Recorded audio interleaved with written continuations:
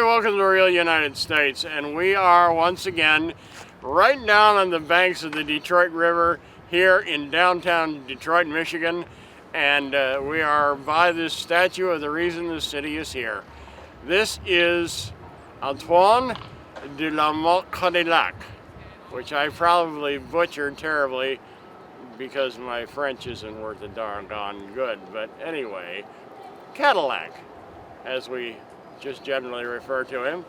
French explorer in the late, mid 16th century. No, that's actually when the French first came here, was about 1634. 1534. Okay, so anyway, no, actually Cadillac came much later, into the late 17th and early 18th century. That's when it was. Okay, it's all coming back to me now, folks. So Cadillac came here. He was born in very humble beginnings, and he came to the New World as an explorer and worked his way up actually in political power in the French Empire. And ultimately in the beginning of the 18th century, in the beginning of the second decade of the 18th century, he became the governor of Louisiana. Louisiana, in case you don't remember, stretched from the Gulf of Mexico to the border of Canada at the time. It was the Louisiana Purchase. It was this huge, huge piece of what today is the central part of the United States. Well, prior to that, in the late 17th century, Cadillac was, as I said, an explorer. And he found the fort that I will put the name of down here because it has slipped my mind, at St. Ignace, which is on the eastern end of the Upper Peninsula of Michigan, which we've been to before. You may have seen in a previous episode. Well, a few years later, in about 1701, I'm going to say, 1701, 1702, right in there, Cadillac founded Fort Pontchartrain du Cadillac. Fort Pontchartrain du Detroit. And that fort ultimately became the site of the city of Cadillac.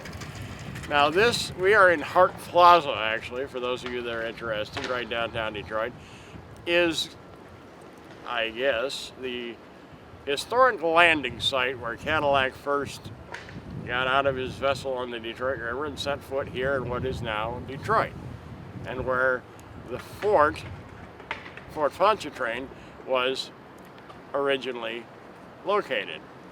Now you got to realize, if all this seems a little confusing, at this time in history, okay, in the late 17th, well, like I say, from the 16th century up until the early part of the 18th century, this part of the country was New France. This was not, we hadn't gotten anywhere near, what happened, 75 years later or so at the time of our revolution. That was a long way off. This part of the New World now was French territory. Off into Canada, and all of this was New France. And it didn't actually get ceded to the English and the Spanish until the Treaty of Paris, and that's what, 1736, I guess, was when they finally said, hey, yeah, fine, you can have that. It's not worth fighting anymore. So, but at the time, this was all New France. So Cadillac, a huge figure in writing down these things and charting it and reporting back to the French crown, this is what we've got. This is what this new territory of ours is. Well, like I said, that became what ultimately, although it changed hands, it kept the name of Detroit, would become the city that we now know as Motown, the Motor City. Although the heyday of automobile manufacturing has passed, it still is a huge center in the automotive industry. A lot of it does happen here. Now the reason for that incidentally, the reason for that location, how did that happen? Well, the iron, which was so important for the automotive industry and construction in general, came from areas up in Duluth, Minnesota, Superior, Wisconsin, and the northern part of the Upper Peninsula of Michigan. That's where the iron mines were. And so the iron was mined there in different forms. One of the more popular ones was to partially refine it at the mine into little pellets called taconite and ship it by water, which was the really only practical means of doing it at the time, down to Detroit. So there was a growing population, so there was a labor market. There was easy access to transportation for heavy materials like iron. So a lot of these things were contributory, and also the fact that the largest deposits of limestone, which are integral in making steel, are found just up the state, also on the banks of the lake, on Lake Huron. So that all came down these waterways that Cadillac had come up, and that was integral in why this city and this part of the country developed. So Cadillac is the man we have to thank for saying, hey, this is great. This is where we need to establish a presence and build a fort. So anyway, I don't know anything about the sculptor. If I can discover that when I get back in the office, I'll try and put that somewheres here on the screen.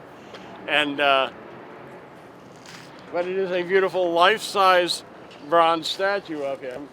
And judging by this, he's a fairly young man at the time that this depicts. So, and I'm not sure what it depicts other than, hey, I'm planting the flag of France here. But anyway, this is the official landing site of Cadillac.